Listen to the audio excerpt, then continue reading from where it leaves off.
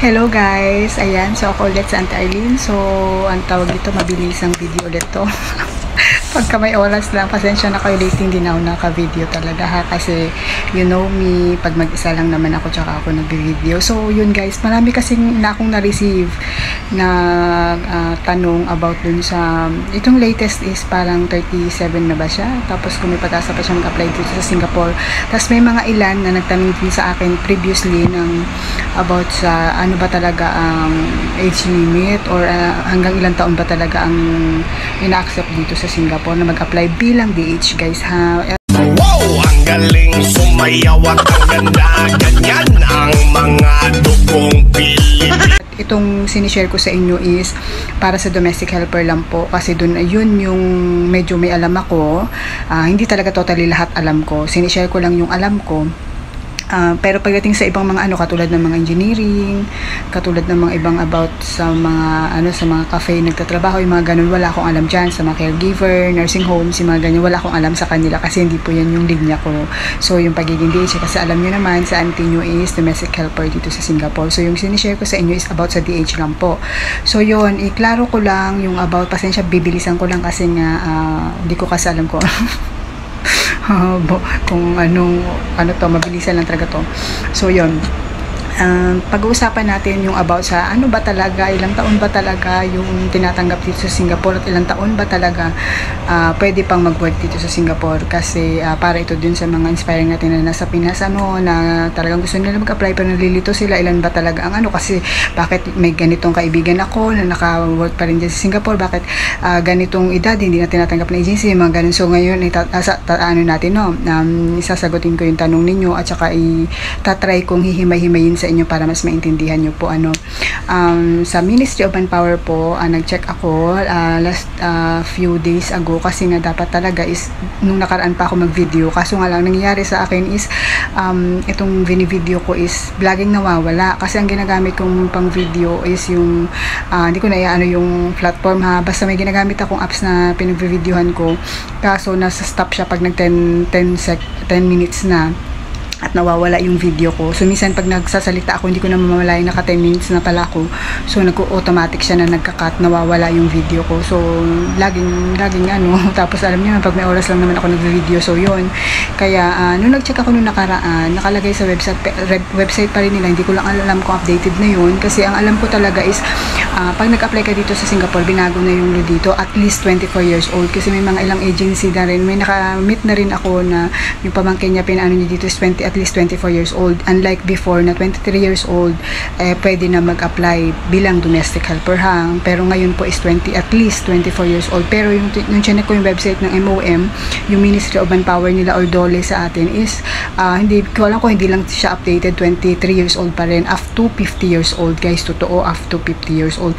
So bakit ibig sabihin na pag 50 years old may pag-asa pa ako mag-work dito sa Singapore? Pwede pa po, kasi yun naman ang batas nila dito sa Singapore na pwede pa mag-work hanggang 50 years old. Tapos kung nandito ka na sa Singapore, bakit sabi mo sa akin, ay bakit may kakilala ako, or may tita ako, or may kamag-anak ako, or may kaibigan ako na nandyan sa Singapore na 55 years old pa siya, working pa rin dyan sa Singapore?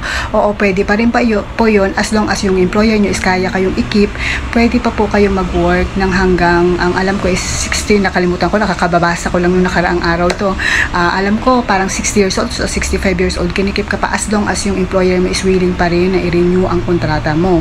So pwede ka pa rin mag-work dito sa Singapore. So yun. Pero ang tinatanggap dito ng batas ng Singapore is at least hanggang 50 years old. So ibig sabihin, pag galing ka sa Pinas, 49 years old ka pa lang, tapos ay meron ka naman employer na pwede mag-sa'yo, mag-process ng mo, or sponsor sa'yo, or merong kukuha sa yung employer, pwede ka pa mag-work dito sa Singapore. At walang agency na sabi na agency na ay hindi, kasi hanggang age limit lang namin is 40 years old. May employer ka nga, diba? So yun.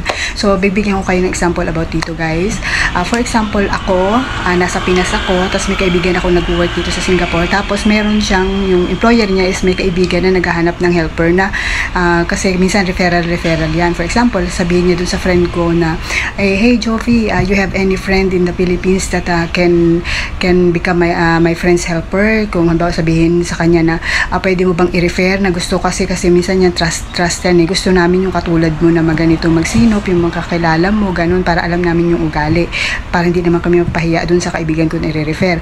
Ngayon sasabihin naman ng kaibigan ko na ay ma'am, meron akong kaibigan dun sa Pilipinas, si Eileen, kaso nga lang ma'am 42 years old na siya, so willing ba yung kaibigan mo na kunin pa rin siya kahit 42 na siya. Tapos ngayon sasabihin naman nung amo, nag-usap sila, nung amo sa amo, tapos sabihin sa kaibigan ko na, pwede, walang problema, pa-applyin mo dito sa Singapore, kukunin nila. So yun, kahit ang agency guys, karamihan ng mga agency dito is hanggang 40 years old din yung tinatanggap nila, since naman meron naman silang meron ng amo ako na kukuha sa akin, kahit sabihin mo walang agency na tatanggi kasi pera na yan eh, pabor yan sa kanila na sila mag-process ng papers. So for example ganun, dahil busy nga yung, halimbawa busy yung magiging amo ko, halimbawa sabihin niya sa kaibigan ko, halimbawa kay Jovi, na sabihin na pa-applyin mo yan dito, papasahin mo ng requirements, tapos sabihin nila dahil mga busy tao yung mga kaibigan ko, sige pa-forward ka na lang namin sa agency, tapos sila nang maglakad ng papers, babayaran na lang namin. So usually ganun ang nangyayari dito, unless na lang na may oras yung employer, sila ang maglakad ng mga papers mo sa MOM para kumbaga magda-direct hired ka, dito kang application mo sa Singapore, tapos tsaka ipapasa sa Pilipinas yung mga requirements mo. So yun, pag nag-direct hired ka, ibig sabihin may employer ka na dito ka nag-apply sa Singapore, mag-agency man yan or employer mo man ang mag-direct, pwede yun. So yun, pero karamihan dito guys, pina-forward nila sa mga agency kasi ayaw niya rin nila yung hassle ng paglakad-lakad ng mga papers, unless kung renewal na yan, na nandito ka na sa Singapore, di ba pwede yun. Tapos yun, so yung agency, syempre tatanggapin ako kahit 42 years old ako, walang problema kasi may amo na akong tatanggap sa akin dito sa Singapore. So yun, ibig sabihin nyo na kahit lampas na ako ng 40 years old, pwede pa ako makapag-work sa Singapore, hanggang kahit sabihin 50 years old ako, pwede pa ako as long as may employer ako dito. Ngayon, sinasabi ko naman yung mga agency, bakit karamihan sa mga agency pag nag-less than 40 ka, pag nag-above 40 ka na is hindi na nila masyado tinatanggap ito talaga, inaano ko talaga sa inyo na hanggat maaari na mas bata pa kayo, mag-apply na kayo dito sa Singapore, mapasok nyo lang ang Singapore, at least may record kayo sa Singapore na nakapag-work kayo. Kasi may mga agency kasi na pag nasa Pinas ka, syempre hahanapan ka pa nila ng mga employer. Syempre karamihan ng mga employer guys, maging realistic tayo. May mga employer po talaga na hindi na nila masyadong, mas priority nila or mas ina-accept nila yung mas bata kaysa sa may edad na, kasi usually pag nagkakaedad ka na, doon lumalabas yung masakit natin, doon yung flexibility, pag mas bata, mas flexible sa mga bagay-bagay yun. Kasi nga dito guys, mabilisan sila minsan, tapos mahalaga ang oras nila, yung ganon. Tapos ayaw nila yung paulit-ulit din sila ng sabi. So yun, kaya minsan kasi di ba pag nagkakaedad tayo, magiging ulyanin ako. Minsan madalas nararanasan ko na rin yun sa edad ko, at magta-38 pa lang ako pero yun, marami ng changes na sa sarili ko, na which is yun yung mga disadvantage kung bakit mas hindi nila pinipili yung may edad, mas pinipili ng mga employer yung mas bata. Pero depende pa rin sa employer natin yan, hindi ko hawak, generalize ko lang, pero hindi ko sinasabing lahat ng employer is mas pipiliin yung mas bata at sa depende yan sa pangangailangan nila, depende yan sa mga preference nila. So yun naman. Tapos ito namang isa is kung ex-Singapore ka naman, tapos yun nga, katulad ng sabi ko kanina, kahit sabihin mo may edad ka na, as long as nasa Singapore ka, pwede ka pa rin mag-work, kahit gusto mo mag-transfer, ganun. Pero pag umuwi ka ng Pinas, tapos magpapanibagong apply ka, minsan kasi, yun nga, depende talaga kung may employer na tatanggap sa'yo. So yun, sana naging malinaw guys. Ulitin ko po, ang age po ang alam ko ngayon is 24 up to 50 years old, tinatanggap pa ng batas ng Singapore na mag-work dito as domestic helper.